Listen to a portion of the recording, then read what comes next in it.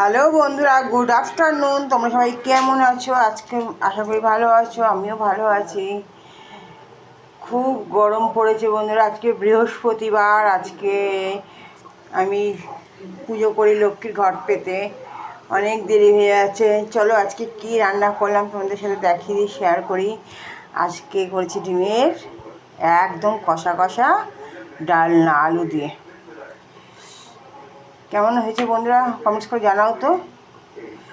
একদম কষা কষা আলু দিয়েছি আর ডিম দিয়ে আলু দিয়ে ডালনা। আরও যা যা রান্না করেছি খাওয়ার সময় দেখাবো, এখনও পুরোপুরি কমপ্লিট হয়নি। যখন খেতে বসবো তখন তোমাদের সাথে শেয়ার করবো কী রান্না করেছি।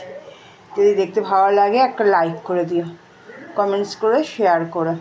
যারা নতুন দেখছে চ্যানেলটি সাবস্ক্রাইব করে দিও। ভালো থেকো, সুস্থ থেকো, টাটা। দেখা হবে নতুন একটি ব্লগে।